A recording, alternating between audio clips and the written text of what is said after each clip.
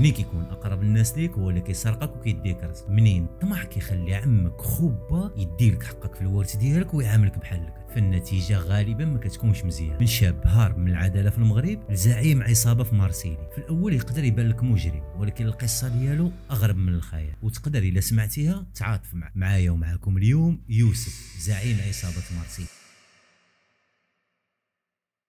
نرجعوا لبداية القصة. نهار 13 يونيو سنة 1996 كان يوسف مع الأب والأم ديالو في السيارة، وكانوا شادين الطريق لمدينة طنجة. بمجرد ما خرجوا طريق السيار اللي في الرباط غادي يضربهم كاميون. السائق ديال الكاميون نزل، لقى بأن الراجل والمرأة اللي جالسين للقدام توفاو، وفي الخلف ديال السياره طفل صغير كيتالم وبالسيف باش كيتنفس بحكم الضربه اللي كانت قويه. تجمعوا الناس وجات السياره ديال الاسعاف اللي هزات الولد للطبيب، قام سيب تما حتى من بعد 24 ساعه. عاد قدروا الناس ديال الامن انهم يوصلوا للعنوان ديال صاحب السياره ويتعرفوا عليه، ولما مشاو للعنوان ديالو سولوا الجيران ديالو اللي عطاوهم معلومات على العائله، وقدروا الامن انهم يبلغوا الخاله ديال الطفل والعم ديالو. الخاله ديالو جات للمستشفى من بعد ما سمعت الخبر، ولكن عمو واخا ساق الخبر ما جاش لان كان عنده العرس ديال ولده وتسنى حتى مرات 3 ايام عاد جا. ومنين جا قال لهم ما كانش في خبر. الاب ديال يوسف كان عنده واحد المعمل صغير ديال الخياطه في طنجه، ويعني الامور ديالو كانت ميسره، وحتى عمو كان عنده واحد المعمل صغير ولكن في كازا. الشيء اللي غادي يخليه عمو يطمع وغادي يقول لخوالو ولخوالاتو بانه هو اللي غادي يتكلف بالتربيه ديال يوسف، وهو اللي غادي يقابل له الرزق الوالدين. وفعلا غادي يدي الولد الصغير معاه وغادي يعاملو في الاول معامله مزيانه، غادي يدير له بيت بوحدو وغادي يجيب له الالعاب، حتى انه غادي يدخلو يقرا مع ولده في مدرسه بري. والعائله ديالو من جهه الام ديالو لما كانوا كيجيو يزوروه كانوا كيشوفوا بانه عايش مزيان وانه كيتهلا، الشيء اللي غادي يخليهم ما يحكروش معاه بزاف وما يتحاسبوش معاه، وغادي يقولوا بما ان الولد عايش مزيان فداك الشيء اللي بغيه. وغادي تدوز الايام حتى وصل يوسف للكتريام، وكان كيقرا وكيجيب نقاط احسن من ولد عمو، الشيء اللي غادي يخلي الحقد والغيره ديال مرت عمو تبدا تبان. وغادي يطلب من عمو انه يخرجه من القرايه ويديه يخدم معاه في المعمل، لان عمو لما داه يربيه معاه فراه هز معاه داك الشيء كامل اللي كان عند با، هز داك الثوب كامل وهز داك الماكن ديال الخياطه وشد هذاك المعمل،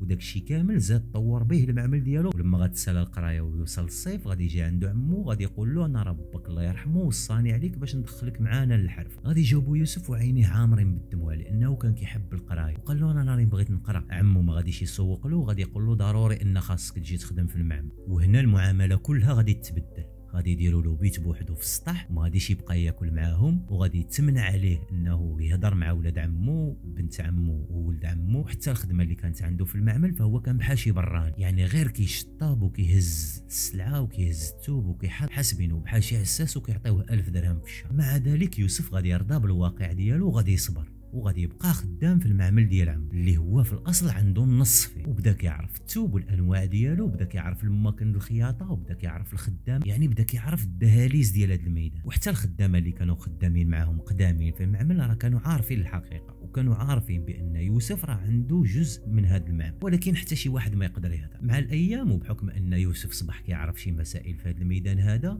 فهو الصالير ديالو تزاد وبدا كيفكر انه يستقر. وخرج من الدار ديال عمو وكرا واحد الدويره صغيره، وبدا كيخمم انه يتزوج بواحد البنت كان على علاقه به، الا انه من بعد مرور 5 شهور غادي يكتشف بانها كتخون، وهنا غادي يزيد يحقد عليها ويحقد على عمو، وهذا الشيء اللي واقع له كامل يعني غادي يدخل في واحد الحاله نفسيه صعيبه. ويوسف ما كانش عنده الصحاب، كان عنده صديق واحد اللي كان خدم معاهم في المعمل واحد المده ديال 3 سنوات، ومن بعد خرج دار محلبه راسو بقى خدام بوحدو، ومع ذلك بقى على علاقه مع يوسف اللي مره كان كيمشي عنده لهاد المحلبه وكيجلس معاه وكيبقى يعاود، ولكن غادي يحاول ينسى هاد المشاكل هادي ويزيد للقدام. من بعد مرور مده غادي يدخل عمو للسبيطار لانه كان كيداوى من السرطان، وغادي تجي مرت عمو ولا عمو هما اللي يقابلوا المعمل. وهنا غادي ترجع الضغوطات عاوتاني مع عند مرت عمو ومع عند ولد عمو اللي كان بحال خوه لما كانوا صغار، وبدا كيحس بانهم بحال باغيين يجريو عليه. وهنا غادي يمشي عند صاحبو وغادي يحكي له على داكشي اللي صار له مع مرت عمو وولده. هنا صاحبو غادي يقترح عليه انه يحاول يهز داك الثوب اللي في الديبو ويديه يبيعو، لان هذاك راه كيتعتبر رزق. في الاول يوسف ما غايبغيش، ولكن ملي غيدورها في راسو غادي يلقى بان من حقه انه يدي داكشي، وغادي يبدا يرسم في الخطه كيفاش يدير. اول غادي ياخذ واحد الشونتي وغادي يديه معاه حتى لطنجه، وغادي يبقى يقلب على اللي يشريه من عنده، وغيتلاقى بواحد السيد اللي غادي يقول له بانني كان عندي معمل ودرت فايت وبقى عندي شي توب اللي بغيت نبيعوه بواحد الثمن مزيان. هاد خونا غادي يشوف الشانتي وغادي يعجبو، غادي يقول له صافي جيب لي الكميه اللي عندك. غادي يرجع يوسف للمعمل واللي كان فيه جوج ديال العساسه، واحد في النهار وواحد في الليل. حكم انه كان خدم تما لمده طويله فهو عارف بان العساس بالليل بعد شي مرات كيهرب في الجوج الليل وكيجي حتى 6 الصباح. دخل المعمل كيف ما العاده ومشى جلس مع العساس ديال النهار واللي كان شايفه بانه كينزل السوارت في البراكه ديالو وكيعلقهم تما. غادي يصيفطو يجيب له شي صخره، والساعه اللي غيمشي يتسخر له غادي يهز هو ديك السوارت ويمشي يخرج عليه. وفعلا غادي يخرج على السوارت كاملين وغيرد السوارت الاصليين لبلاصتهم في البراكه، وغادي يمشي عند صاحبه وغادي يقول له راك شوف انت اللي طيحتي عليا هاد البلان وانا ما كنعرف حتى واحد وما كنثق في حتى واحد. دابا انا السوارت ديال الديبو انا دبرت عليهم ولكن ضروري خصني اللي يعاون. هاد صاحبه غادي يعيط على واحد خونا كيجي من العائله عنده كاميو وغادي يجي وغادي يبقى قدام يوسف انه يختار النهار المناسب فوقاش يديروا العمليه ديالو. وفي واحد النهار ديال السبت غادي يخرج مع الخدامه عادي، ولكن غادي يمشي غيلقى مول الكاميو كيتسناه قدام المعمل وغادي يطلع وغادي يجلس قدامه وغادي يبقاو حاضرين العساس ديال الليل حتى يخرج. غادي توصل لوقيته وغادي يخرج العساس في الليل وغادي يمشيو هما وغادي يعمروا داك الكاميو حتى للراس ديالو بت، وغادي يمشيو مباشره لعند السيد اللي تفاهموا معاه على انه يشرب عندهم هاد التوب. والكميه كانت كبيره وعطاهم 35 مليون، غادي ياخذ هو 15 وغادي يعطيهم 10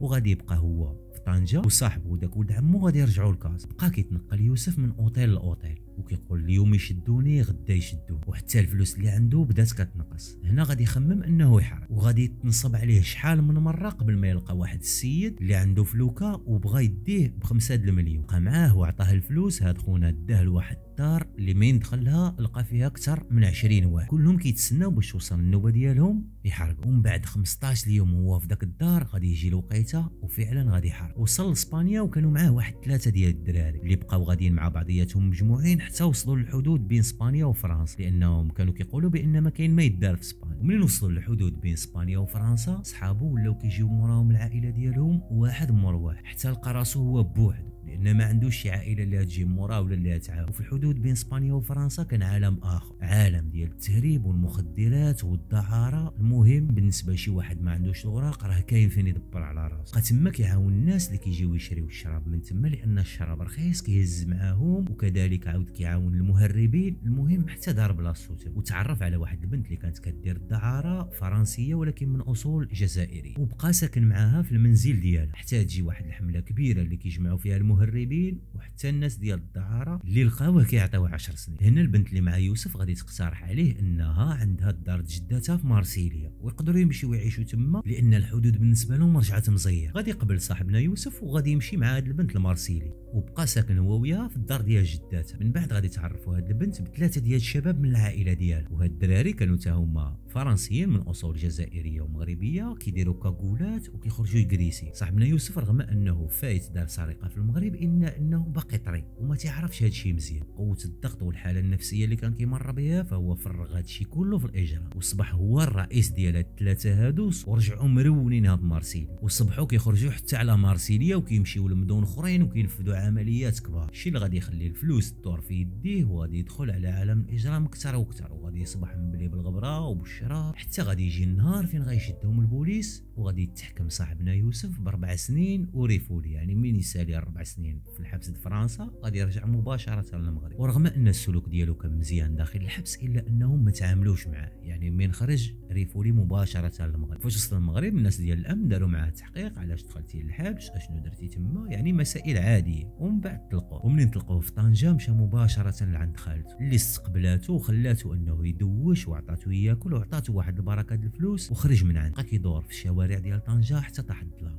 وهو يمشي عند واحد السيده كتبيع الرغايف والحرشه. جلس عندها خدا واحد الكاس ديال اتاي واحد الطرف د الحرشه وبقى تيشوف فيهم وما تياكلش غير تيخمم لانه ما بقى له فين يمشي والفلوس اللي عنده كيشوف فيها ما غاديش تدوز له حتى 3 ايام. سيده مولات المحل بغات تشد باش تمشي في حالها، كانت شايفاه لما جا جلس وهو كيخمم وكيحاول انه يمسح شي دمعه بالزربه الى غلبات، ومشات لعنده وسولاتو قالت له ياك لاباس ولدي شنو عندك، وحكى لها بانهم يلاه رجعوه ريفولي من فرنسا وانه ما عنده حتى شي واحد وانه ما عندوش حتى فين يبات. شافت فيه مزيان وبقى فيها وعرضات عليه انه يخدم يخدم معاها ويبات في المحل على ما يسهر. وافق يوسف وبقى كيديباني مع هاد السيده اللي حسبها بحال الام ديالو وبقى خدام معاه. وفي واحد النهار غادي تجي الاخت ديال هاد السيده واللي هي صغيره عليها شويه في السن، تقريبا نفس السن ديال يوسف. ولما كانت جالسه مع اختها قالت لها بان الراجل ديالها يلاه مات وخلى لها واحد المعمل صغير د الخيار، وانها ما كتفهمش في هاد الشيء وما عارفاش شنو دير. هنا المراه الكبيره مولات الحرشه غادي تعيط على يوسف وتقول له اجي لهنا، ماشي قلتي لي راك كنتي خدام في المعمل د الخياطه وكتفهم في هذا الميدان؟ غادي يجاوبها ايه شي بركه وصافي. غادي تقول له غتمشي مع اختي وغتخدم معاها تقابلها المعمل ديالها، حسن ما تبقى معايا هنا وانا الا بغيت اللي يعاونني راه كاين اللي يعاون. وفعلا غادي يمشي يوسف مع الاخت ديالها وغادي يخدم معاها وغادي يقدر يطور المعمل اللي